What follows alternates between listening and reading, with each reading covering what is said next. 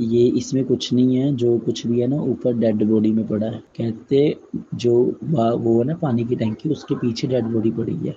जब उसका मन करता है वो इसकी बॉडी में आती है, और जब इसका मन नहीं होता आने का वो चली जाती है और वो प्लांट्स के पास घूमती है। क्योंकि ये जो एंटिटी है ना इसको ऐसा करेगी कि मरने के लिए मजबूर कर देगी।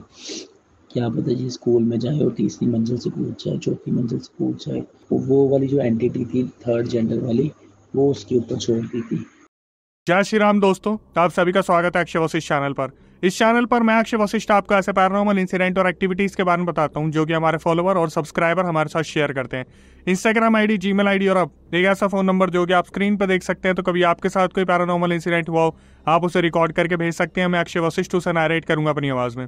आगे बढ़ने से पहले एक बार धन्यवाद जो आप हमारे इंस्टाग्राम, यूट्यूब को इतना प्यार दे रहे हैं। इसी तरीके से आपको फेसबुक को प्यार देना है तो डिस्क्रिप्शन में लिंक मेंशन है, आप जाके डायरेक्टली उसे फॉलो कर सकते हैं। ये जो रियल इंसिडेंट हम आपके सामने लेके आते हैं, ये आप में से ही कुछ लोग हैं जिन्होंने अपने ऐसे दर्दनाक हादसे हमसे शेयर किए हैं, जो अपनी जिंदगी में बहुत ज्यादा परेशान रहे हैं या अभी भी बहुत ज्यादा परेशान चल रहे हैं, जो लोग नहीं चाहते कि आगे आने वाली जनरेशन अपने ऊपर कोई ऐसा बोझ ले ले जिसे वो जिंदगी भर हटा ना पाए। आज का जो पूरा रियल इंसिडेंट है वो हमें दिवांशु ने भेजा है, जो कि लुधियाना के रहने वाले हैं। बाय प्रोफेशन ये एक टीचर हैं और इनके साथ ये पूरी दुर्घटना हुई 2018 में, जो कि बहुत ही ज़्यादा दर्दनाक थी, बहुत ही ज़्यादा अनएक्सपेक्टेड थी। और जब मैंने इस दर्दनाक हादसे को सुना तो खुद मैं बहुत ज़्यादा हैरान था। तो चलिए सीधा रियल इंसिडेंट की ओर चलते हैं। दिवांशु ने बताया कि अक्षय भाई, मेरा जन्म लुधियाना में हुआ। हालांकि मेरे जो पिताजी थे, जब मैं काफ़ी छोटी उम्र का था तो उनका देहांत हो गया था, तो मैं और मेरी मम्मी साथ में रहा करते थे। मेरी मम्मी भी टीचर थी, लेकिन जैसे जैसे उम्र बढ़ती गई उन्होंने इस प्रोफेशन से क्विट कर दिया। दिवांशु ने बताया कि अक्षय भाई, जब मैंने 12th क्लियर कर ली थी, मैं 19 साल का हो गया था। मैंने ग्रेजुएशन के फॉर्म भरे और आर्थिक तंगी होने की वजह से मैंने ओपन से अपनी ग्रेजुएशन करने का डिसीजन लिया। उसी दौरान मैंने खुद को मोटिवेट किया और मैंने सोचा कि यार घर में इतनी फाइनेंशियल सिचुएशन खराब रहती है तो क्यों ना मैं कहीं पढ़ाना शुरू कर दूं।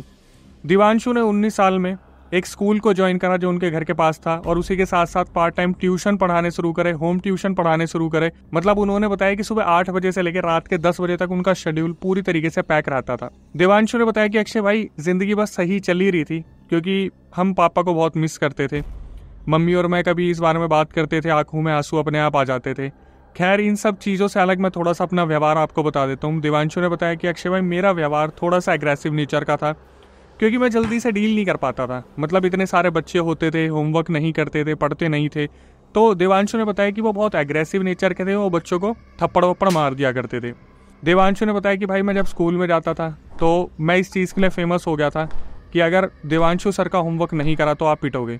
पेरेंट्स को भी पता था कि मैं एक स्ट्रिक्ट टीचर हूँ। इन्होंने बताया स्कूल में पढ़ाते थे, उसके बाद ट्यूशन, उसके बाद होम ट्यूशन, और सैटरडे संडे एक 10th क्लास के एक लड़के को पढ़ाते थे उसके घर पे जाके। वो फैमिली फाइनेंशियली अच्छी थी, वहाँ से अच्छा पे आउट मिलता था। देवांशु ने बताया भाई, दूसरे बच्चों से तो फिर भी मैं डील कर लेता था, लेकिन जिस लड़के को मैं सैटरडे संडे शाम 8 बजे पढ़ाने जाता था, ये लड़का बिल्कुल भी पढ़ के तैयार नहीं था, जिसकी वजह से मुझे इसे मारना पड़ता था। ऐसे ही टाइम बीतता गया और सितंबर अक्टूबर आ गया, जब मेरे पैर में अचानक से बहुत दर्द रहने लगा। ये बात समझ में नहीं आती थी कि ये चीज़ कैसे हो रही है और अचानक से ये चीज़ कैसे शुरू हुई। देवांशु ने बताया कि मैं स्कूल में गया और स्कूल में जाने के बाद मैं बच्चों को पढ़ा रहा था। अचानक से एकदम से पैर में इतनी ज़ोर से दर्द होने लगा कि मुझे समझ नहीं आया हुआ क्या है। मुझसे खड़ा भी नहीं हुआ जा रहा था। मैंने स्कूल से छुट्टी ली और मैंने सोचा आज मैं पूरे दिन रेस्ट करूँगा। देवांशु स्कूल से घर आ गए। घर पे आने के बाद जब ये आराम करने के लिए लेटे, देवांशु ने बताया कि भाई मैक्सिमम 10 मिनट के अंदर मेरा पैर बिल्कुल ठीक हो गया। इन्होंने सोचा कि ठीक है यार, अब स्कूल से तो छुट्टी होगी लेकिन ट्यूशन की छुट्टी नहीं करनी।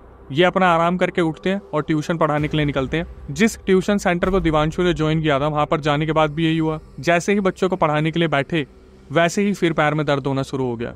और वो पैर में दर्द इतना ज़्यादा था कि इन्होंने बच्चों को बोला कि बच्चों, एक बार कोई जाके केमिस्ट से दवाई लेके आ जाएगा पैर दर्द की। एक बच्चा गया, पेन किलर लेके आया। देवांशु ने पेन किलर खाया और उनको आराम नहीं हुआ। उन्होंने सोचा कि मेरे को घर ही जाना चाहिए, सबसे बेस्ट होगा। देवांशु ट्यूशन सेंटर से निकले और अपने घर वापस आ गए। इसके बाद नेक्स्ट सैटरडे संडे आ गया, जहाँ पर उस लड़के को पढ़ाने जाना था जो बिल्कुल भी पढ़ के तैयार नहीं था। देवांशु ने बताया कि अक्षय भाई, मैं सैटरडे संडे पढ़ाने गया और जो उस लड़के की मम्मी थी उनसे मेरी बहुत अच्छी बनती थी। उनका व्यवहार बहुत अच्छा था, पूछते भी थे वो लोग। अक्सर ऐसा होता है कि स्टूडेंट को पढ़ाने जाओ तो पानी पूछते हैं, लेकिन वो चाय कॉफ़ी वगैरह सब कुछ पूछते रहते थे, खाने का ऑफ़र भी करते थे, क्योंकि मैं शाम को 8 बजे पढ़ाने जाता था। ऐसा हुआ भी है कि कई बार मैं उनके वहाँ खा के भी आया हूँ, क्योंकि आंटी नहीं जाने देती थी, ऐसे उनके लिए मैं उनके बच्चे जैसे ही था। देवांशु ने बताया कि मैं उसे पढ़ाने के लिए बैठा उस लड़के को, मैंने देखा आज भी इसने होमवर्क नहीं करा। मैंने उस लड़के के 3-4 थप्पड़ रख दिए, 3-4 थप्पड़ रखे होंगे, और फिर दोबारा मेरे पैर में बहुत तेज़ दर्द होने लगा।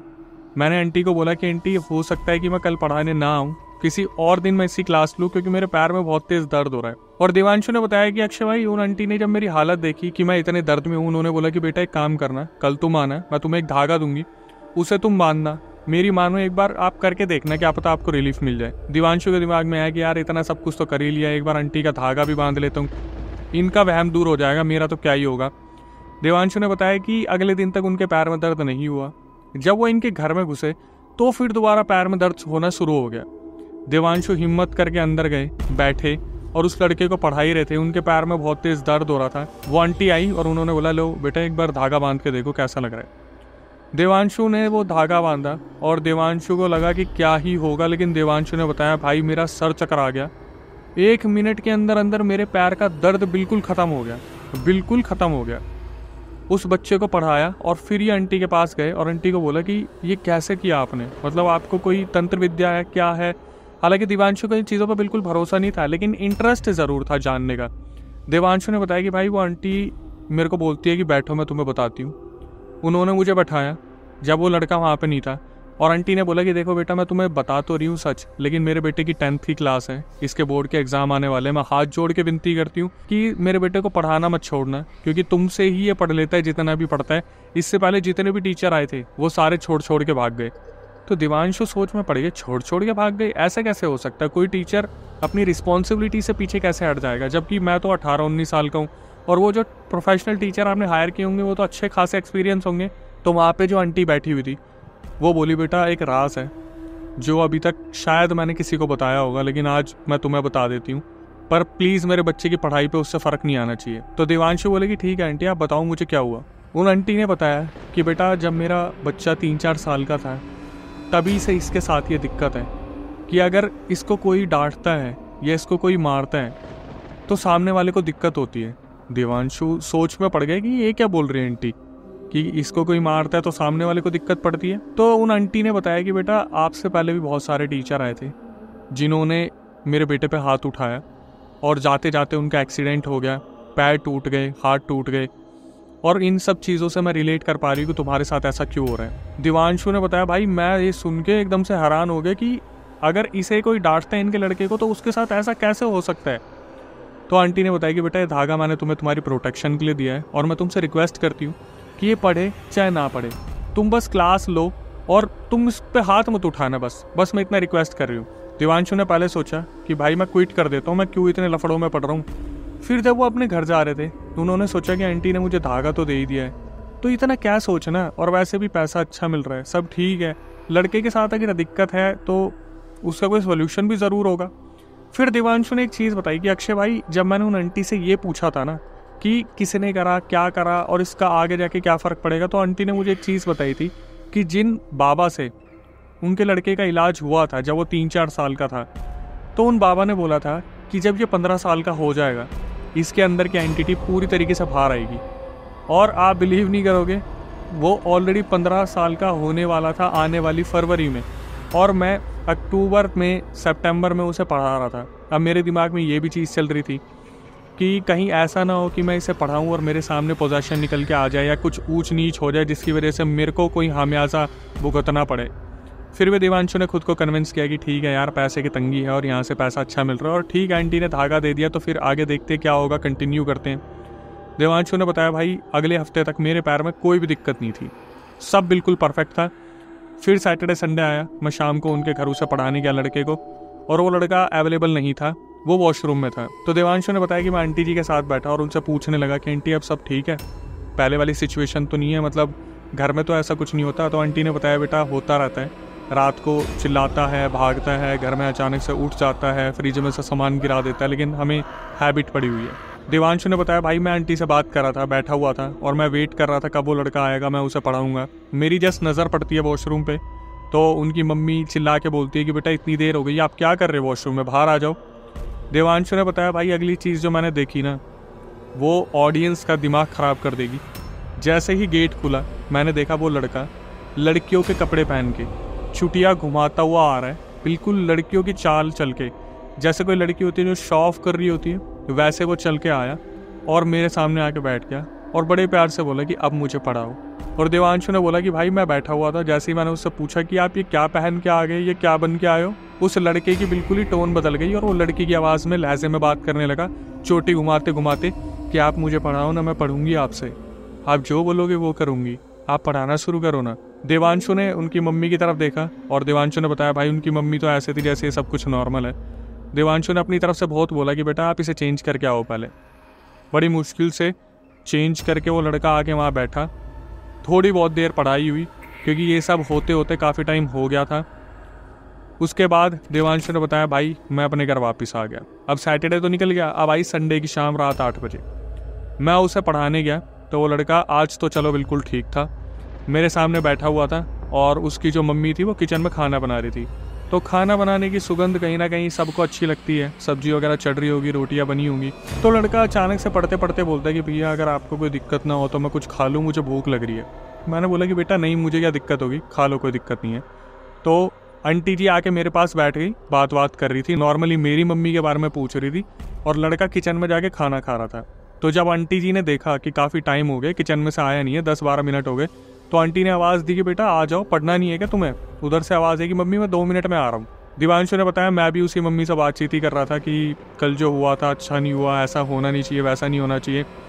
तभी वो लड़का निकल के आता है और आके बैठ जाता है। मुश्किल से 10 मिनट पड़ा होगा, तभी अचानक से अपनी मम्मी को बोलता है कि मम्मी मेरी भूख तो मिटी नहीं। तो उनकी मम्मी बोलती है जो लड़के की थी कि अगर तू किचन में गया था, जब तूने 12 मिनट ले लिए तो 20 मिनट पूरे लेके अच्छे से खा के आ जाता है। उस लड़के ने बोला कि मम्मी आपने जितना भी सामान बनाया था वो तो मैंने खा लिया, मेरा पेट ही नहीं भरा। देवांशु बोले सामान बनाया था मतलब क्या बनाया था, कितना बनाया था। तो उसकी मम्मी बोली बेटा मैं 25 रोटी बना के आई थी, तू 25 की 25 खा गया, तूने सारी सब्जी भी खा ली, उसके बाद भी तेरा पेट नहीं भरा। देवांशु देख रहे और देवांशु सोच रहे भाई कि मैं पढ़ाने आया हूँ या मैं शिकार होने आया हूँ। देवांशु ने अपने मन में ये सोचा कि यार क्या चली क्या रहा है, क्या हो रहा है। देवांशु ने बताया भाई मैं निकला वहाँ से और अपने घर आया, फिर मैंने मंडे से फ्राइडे तक नॉर्मली ट्यूशन पढ़ाया, कोचिंग दी बच्चों को। लेकिन जब सैटरडे संडे आता था तो मैं थोड़ा अलर्ट हो जाता था कि इस बार क्या होगा। तो इस सैटरडे जब मैं पहुंचा उस लड़के के घर पे 8 बजे, तो वो लड़का आराम से बैठा हुआ मेरे सामने और पूरे मुंह पे उसने पाउडर लगा रखा। अब मैं ये चीज़ देख के ये सोचा कि यार मैं इसे पढ़ाऊँ या फिर इसका मेकअप धुलवाऊँ। तो देवांशु ने तंग होकर उनकी मम्मी से पूछ लिया कि आंटी जी कब होगा इस बच्चे का इलाज और ये कब नॉर्मल होगा। तो उनकी मम्मी ने बोला कि अगले हफ्ते जो गुरुजी है, जो बाबा जी है जिनसे इस लड़के का इलाज चल रहा था पहले जब ये 3-4 साल का था, उनसे बात होनी है हमारी, वो है नहीं यहाँ पे। देवांशु बोला ठीक है, मतलब ये सैटरडे संडे भी ऐसे बीतने वाला है। बड़ी मुश्किल से उस लड़के का मुंह धुलवाया, उसे पढ़ाने बैठा। सैटरडे भी निकल गया, रात को अपने घर आए और देवांशु पूरी रात यही सोचते रहे कि भाई हो क्या रहा है, चल क्या रहा है। संडे आ गया। संडे जब ये उस लड़के के घर पहुँचे तो वो लड़का ऐसा लग रहा था जैसे उसके अंदर लड़का तो है ही नहीं, कोई लड़की बैठी हुई है। वो देवांशु को पढ़ाते पढ़ाते मुस्कुरा के देखे और कभी उसके थाइस पे हाथ रख दे। और देवांशु इन सब चीज़ों में ऐसे हो गया था कि मैं इसे पढ़ाऊँ कैसे, ये पढ़ने वाला तो लग ही नहीं रहा, ऐसा लग रहा है कि बस ये टाइम पास हो रहा है और सब चीज़ें ऐसे हैं। तो आंटी ने बोला कि बेटा 1 हफ्ते की बात हो रहा है, ठीक हो जाएगा। अब अगले हफ्ते देवांशु को छुट्टी दी हुई थी, तो सैटरडे संडे देवांशु को आने के लिए मना करा हुआ था। लेकिन देवांशु ने बताया भाई वो हफ्ता निकला और सैटरडे संडे मेरे दिमाग में यही चल रहा था कि उस लड़के का हुआ क्या होगा। तो अपने मन से देवांशु ने बताया भाई मैं संडे वाले दिन खुद ही पूछने चला गया लड़के के घर पे कि ठीक है बाबा जी आए, गुरु जी आए, क्या हुआ क्या नहीं हुआ। तो जब वो संडे पहुंचे तो उस लड़के की मम्मी ने बताया कि वो जो बाबा जी थे वो तो काफ़ी टाइम पहले ही एक्सपायर हो गए। तो उनके जो चेले थे वो आए थे और उन्होंने बोला कि हमारे हाथ से बाहर है ये केस, तो उनके कोई बड़े गुरुजी हैं जो कहीं पहाड़ों पर बैठते हैं, उनके पास लेके जाना पड़ेगा वरना अगले हफ्ते वो आएंगे। देवांशु ये सारी चीज़ें सोच रहे थे, समझ रहे थे। 1 हफ्ता फिर निकला। अगले हफ्ते जब सैटरडे को वो पहुँचे उसी टाइम गुरुजी वहाँ पे आ रखे थे। तो गुरुजी को देखकर उन्होंने हाथ जोड़े और आराम से जाके बैठ गए। तो गुरुजी ने पूछा भी कि ये कौन है, तो उनकी मम्मी ने बताया कि ये इनके टीचर है, पढ़ाते हैं। तो पहली बार ऐसा हुआ था कि उस टाइम पर जब देवांशु पहुँचे थे तो देवांशु भी अवेलेबल थे, वो लड़का भी अवेलेबल था, उनकी मम्मी भी और उनके पापा भी, और सामने गुरुजी बैठे थे। सबके दिमाग में यही चीज़ें चल रही थी। तो गुरुजी से पूछा गया कि गुरुजी क्या है, कैसे ठीक होगा? गुरुजी ने बोला कि इस लड़के के अंदर कुछ भी नहीं है, जो है वो तुम्हारी छत पे है। देवांशु बोला भाई मैं सोच रहा था छत पे है, मतलब मेरे तो दिमाग से ऊपर जा रही थी ये चीज़ें, क्योंकि मेरे लिए तो ये बिल्कुल ही अलग ही सब्जेक्ट था, सिलेबस में था ही नहीं। देवांशु ने बोला मैं गुरुजी को बड़े ध्यान से सुन रहा था और गुरुजी ने बोला कि इस लड़के के अंदर कुछ नहीं है, जो भी है आपकी छत पे है, और लड़के के पापा को बोले कि जो डेड बॉडी पड़ी है उसको लेके आओ। देवांशु ने बताया भाई मैं इतना ज़्यादा डर गया, मैं इनकी छत पे डेड बॉडी पड़ी है, ये कैसे पॉसिबल हो सकता है। उसके पापा गए, पूरी छत छान मारी, नीचे आगे कुछ नहीं मिला। तो गुरुजी बोले कि एक काम करो बेटा तुम जाओ, और देवांशु को बोल दिया कि तुम जाके देखो। देवांशु ने बताया भाई मैं इन सब चीज़ों से इतना दूर रहने वाला बंदा, मेरे पैर ठिठरा रहे थे बुरी तरीके से, मैं गया सीढ़ियाँ चढ़ते चढ़ते डरता हुआ, मैंने पूरी छत देखी, सब कुछ देख लिया, मुझे भी कुछ नहीं मिला। अब जब ये नीचे आए तो गुरुजी ने बोला कि डेड बॉडी का मतलब ये नहीं कि आपको इंसान का शरीर मिलेगा। गुरुजी ने बोला कि जो पानी की टंकी है उसके पीछे एक मरा हुआ पौधा पड़ा है, उसे लेके आओ। तो फिर जो लड़के के पापा थे वो उस पौधे को लेके आए जो वहाँ पर मरा हुआ पड़ा था, मतलब सूखा हुआ पड़ा था बुरी तरीके से। तो पहली बार गुरुजी ने ये चीज़ सबके सामने रखी कि जो पेड़ पौधे होते हैं इनमें भी जीवन होता है, और जिस तरीके से ख़त्म हो जाते हैं तो ये भी एक ऐसा ही शरीर बन जाते हैं कि मृत जैसे शरीर हो। तो सब हैरान थे कि फिर इससे इस लड़के का क्या लेना देना। अब गुरुजी ने बताया कि ये जो एंटिटी है, ये एंटिटी होती क्या है, जब इसके अंदर आनी होती लड़के के अंदर आ जाती है, वरना ये सीधा इस सूखे पेड़ पर जाके बैठ जाती है।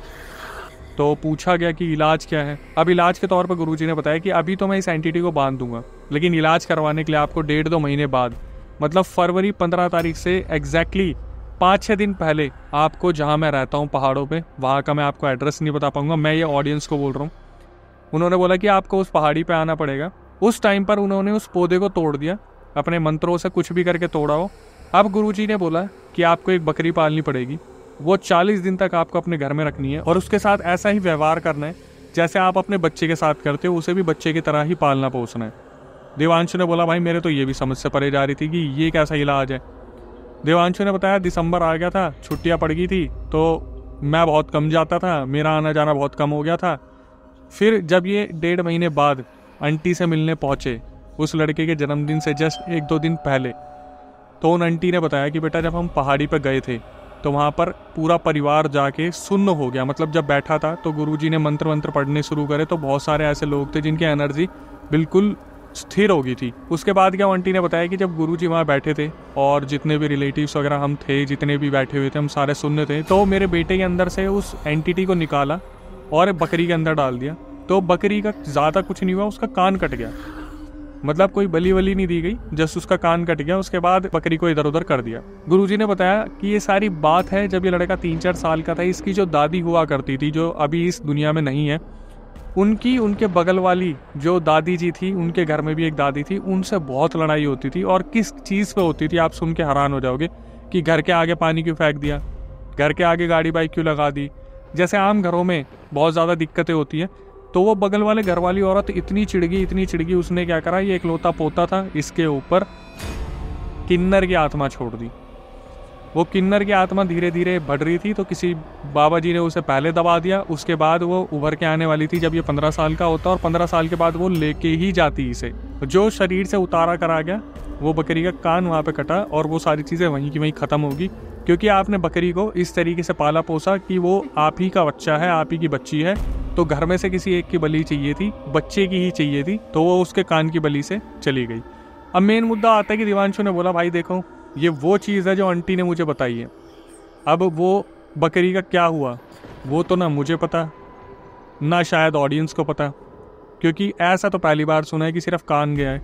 क्या पता वहाँ क्या हुआ था, वो तो वही चीज़ है जो आंटी मुझे बताना चाहेंगी। खैर, इसके बाद देवांशु ने बताया कि भाई वो लड़का बिल्कुल नॉर्मल हो गया, पढ़ाई में भी ध्यान देने लगा, और 10वीं उसने क्लियर भी कर लिया। अब वो अपनी लाइफ में क्या कर रहा है मुझे नहीं मालूम, लेकिन ये मेरी ज़िंदगी का एक ऐसा हादसा था जो मेरे साथ हुआ, जिसका हिस्सा खुद मैं बन गया, अनजाने में, मुझे भी नहीं मालूम। तो यहाँ से moral of the story conclusion जो निकल के आता है वो ये आता है कि जो लोग एजुकेशन सिस्टम में हैं, टीचर्स हैं जो आज के टाइम पर भी बच्चों को मारते हैं, भाई आप अपनी मर्जी से मार रहे हो, आप अपनी मर्जी के मालिक हो। वैसे तो रूल्स एंड रेगुलेशन अब इस चीज़ को मना करते हैं, क्योंकि पेरेंट्स कंप्लेंट करते हैं कि हमारे बच्चों को क्यों मारा जा रहा है, लेकिन फिर भी अगर आप किसी पे हाथ उठाते हो तो थोड़ा सोच समझ के कि अगली बार आप ही का हाथ ना कट जाए। और जिसको आप मार रहे हो थोड़ा सा व्यवहार उसका देख लेना, कि कहीं ऐसा ना हो कि आज आपने मारा और कल आप मारने लायक ही ना रहो।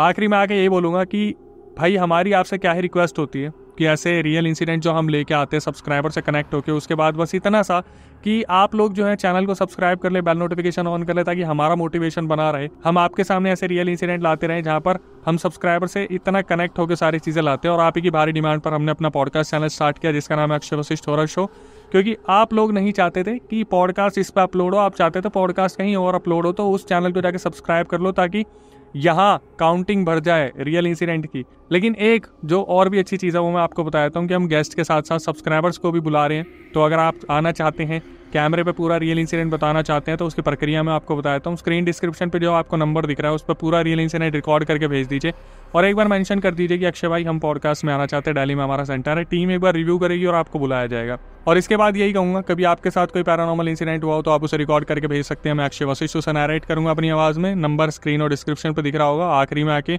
इंस्टाग्राम यूट्यूब को जो आप प्यार दे रहे हैं इसी तरीके से बनाए रखिए, फेसबुक को भी इसी तरीके से प्यार देना है। डिस्क्रिप्शन में लिंक है, जाके फॉलो कर लीजिए। और जितना ज़्यादा हो सके माँ बाप के करीब रहिए, उनसे प्यार बनाए रखिए। गर्लफ्रेंड बॉयफ्रेंड वाला मुद्दा साइड करो, माँ बाप से प्यार करो, सबसे बढ़िया है। नई वीडियो नए पॉडकास्ट आने तक stay tuned with the channel. और वो बकरी का ना कान कट कर दिया, तो मारा नहीं बकरी को। बाकी उन्होंने तो ये बताया, मेरे को पता नहीं अब उसको मारा हो या नहीं मारा हो, कि आत्मा की मुक्ति दिलाने के लिए। तो उन्होंने क्या कुछ किया, उन्होंने मेरे को जो बोला कि उसका जो कान है वो कट कर दिया, जिससे वो चीज़ उस लड़के से निकल गई।